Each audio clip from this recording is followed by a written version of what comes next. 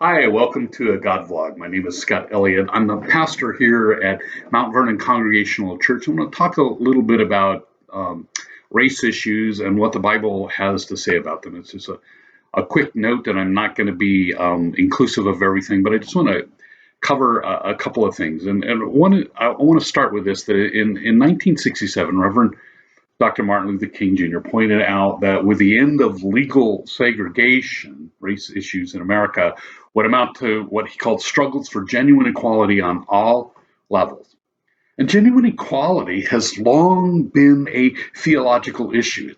It's a major theme in the stories of our faith communities. Jesus, a Jewish rabbi, asserted as a primary commandment for his followers the text from Leviticus that commands you shall love your neighbor as yourself.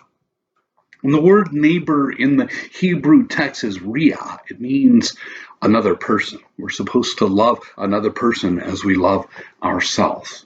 And to make it clear, this means everyone. Jesus also commanded that we love our enemy. And supporting Rabbi Jesus' teachings are the Hebrew texts in Genesis 1 and 2, which teach every human being, male and female, every one of them, is equally made in the image of God and brought to life with God's breath.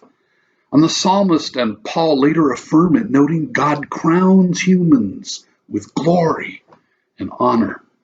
And despite all of humanity being goodly and godly made, time and again, the Bible and in history, genuine equality is not provided to such images of God. All those crowned with glory and honor and treated as such in heaven are not treated as such on earth. Equality seems to be the oldest human relationship issue in the Bible, with major struggles relating to it. In the New Testament, Rome's elite treat non-elites with inequality. Jews and Samaritans and others struggle with it too, as do early Jesus followers and Gentiles, Greeks. It's not a surprise, then, that a primary focus of Jesus' ministry is equality. His response to inequality is the supreme command to love neighbor as self. Self and others are loved equally. Jesus' most famous command, do to others as you want done to yourself, is also a plea for genuine equality. And he doesn't just talk about it. Jesus responds by treating as equal neighbors who are cultural enemies like Romans and Syrophoenicians and Canaanites and Samaritans. And he tells that famous Good Samaritan story depicting a cultural enemy Samaritan as the hero. It's a Samaritan who shows us what genuine equality looks like. He responds to the wounded cultural enemy Jewish victim just as he would tend to a Samaritan. And the Jewish victim also responds with genuine equality by accepting the Samaritan help, just as he would accept a Jewish neighbor's help.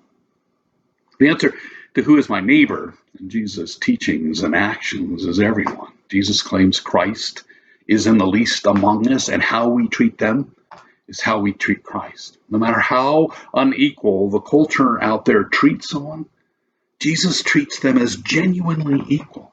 His response is to honor the image of God on earth in each person, and he teaches that needs to be his followers' response too.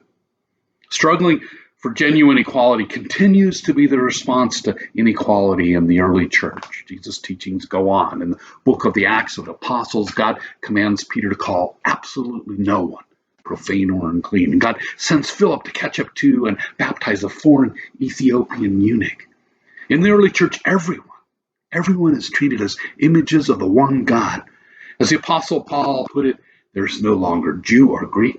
There is no longer slave or free. There's no longer male and female, for all of you are one in Christ Jesus. Those words are likely the oldest Christian creed, a creed of genuine equality. And so the response to inequality by Jesus and his early followers and the early church was to struggle for genuine equality with the mindset that everyone is our neighbor and we are to love them. And how we treat others is how we treat the image of God on earth. That's the early church's response to inequalities among people, things like racism. Thank you for joining me. Go in peace, knowing that you're loved and that you matter much.